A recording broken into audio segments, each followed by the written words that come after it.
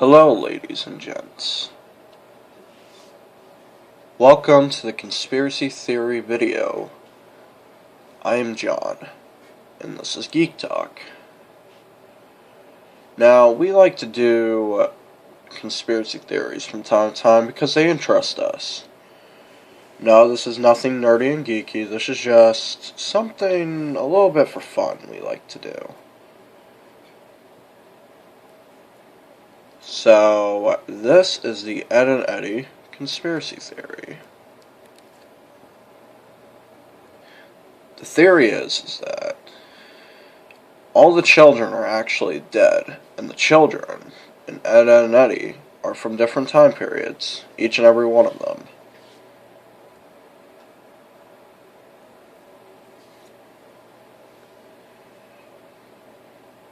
Now, we have all seen Ralph. We've seen him as this farmer type, this kid who talks to his food and animals from time to time, but we never see his family, nor do we ever see really any of the parents. But before we get to that, let's talk a little bit about Ralph. Theory is that Ralph's from 1903. His family moved to the cul-de-sac to establish their farm. Theory also goes on to say that Ralph had died from his animals stampeding all over him.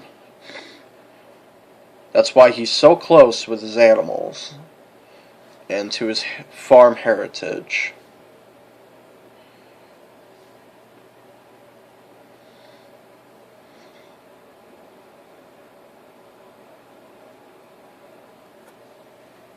Johnny and Plank. Johnny and Plank came to the cul-de-sac not long after Ralph's death. He died in 1922. You're probably wondering how happy kid with his Plank friend died. Well, he died of tuberculosis 6 years before they discovered penicillin. He took his friend Plank with him to the afterlife, since that was the last thing he saw in his life. It would explain Plank having sentience in the show that we have seen from various times. I remembered freaking out in my chair being like, that Plank just moved. How'd he move? He's just a piece of wood.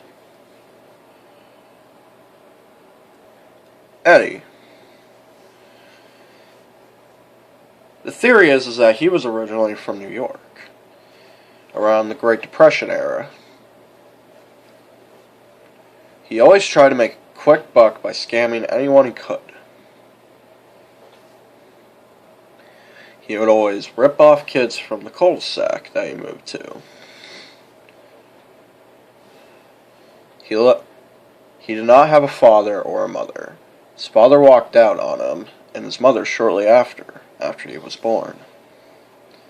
He stayed with his abusive brother.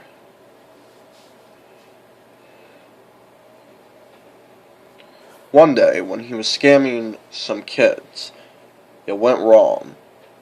The kids and people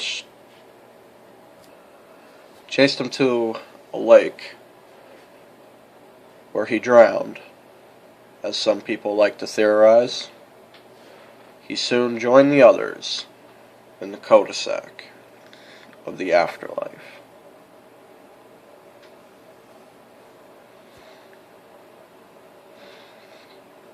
Ed and Sarah. Theory is that their father was a World War II soldier and that he died. Their mother stopped caring because she shut down after hearing the loss of her husband. That's when Sarah became bossy. She was trying to fill in the shoes of her parents couldn't. Ed shut down from the world through his comic books and movies. And monster movies were just starting to become popular around World War II. So this would make sense.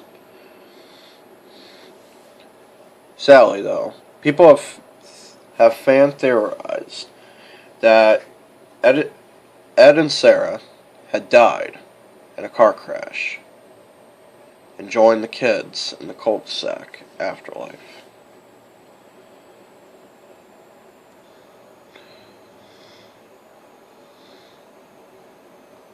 Naz. She was born in the 1960s era. Now, this one may trigger some people. This is a theory. I don't know why we had to give Naz such a horrible, story like this. But the theory is that um, she was a flower child, and that in the summer of '79, a serial killer escaped a local asylum, made his way into her house, and raped and murdered her, along with her entire family. Now, I don't know why we had to give her such a dark story to that. I don't think we needed to. So, but if that's what it is, I hope this doesn't trigger too many of you. Anyway, moving on. Ed. Double D. Double D was born in the 80s. He was preparing to attend college from a young age because he was born from a young age. He was raised strict, very strict, by his parents. Controlling, emotionally distant parents.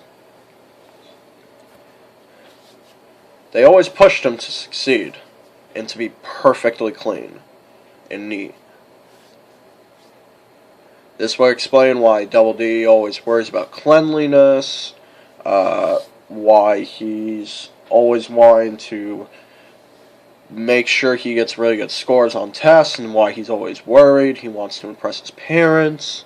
I mean, we've all had that, where we want to impress our parents and not let them down that we failed a test or did bad in school. The theory is that he had died from an explosion that was caused by a gas leak from his chemistry set that he owned.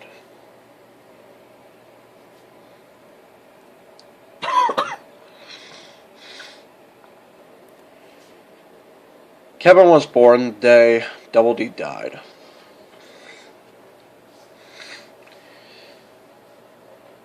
He was born to a broken down house. Kevin grew up with an abusive father. Sadly, his mother wasn't around because she passed away when he was just a year old. Because of the situation at home, Kevin would act out against the other children at the cul-de-sac, becoming pretty much a bully. Now, theory is that Kevin is from the 1990s because of his bike. Bikes were starting to become really popular around 1995 because of the X Games. Well, the birth of the X Games, anyway. Sadly, Kevin had died from his father beating him in a drunk rage. His father was convicted of murder and was sentenced to life in prison. When Kevin went to the afterlife, he reimagined his father as a loving father who showered him with gifts and love. But he still kept bullying the kids at the cul-de-sac, mainly the Ed boys, as they always got on his nerves the most. Jimmy. Jimmy is from the year... born in 2000s. He was diagnosed with leukemia. He was never really around other children. His parents didn't think he should be around other children. They thought Jimmy was too frail to be around them. So, he always stayed in bed.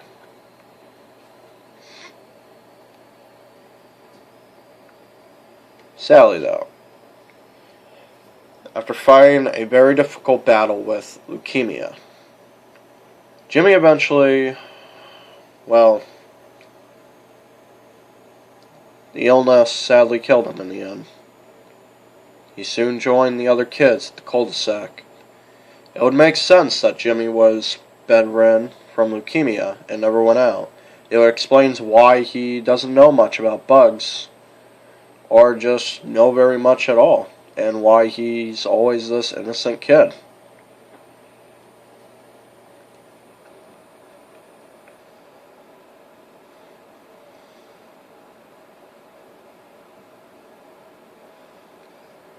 The Canker Sisters.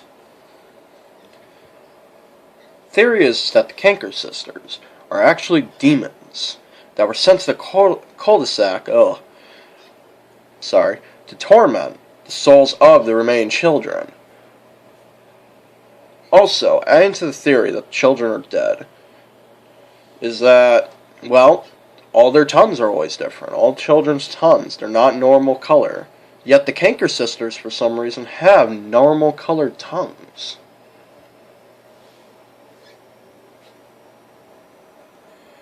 Which either indicates that there's something different and they're not dead. So,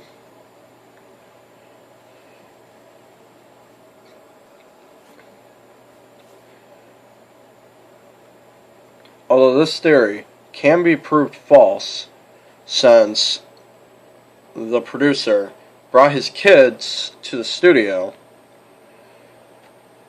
and documented in the documentary that his children's, or the kids or whatever, were eating candy and it changed the colors of their tongues. So, it could be that these children ate different candies and that's why their tongues are different. So,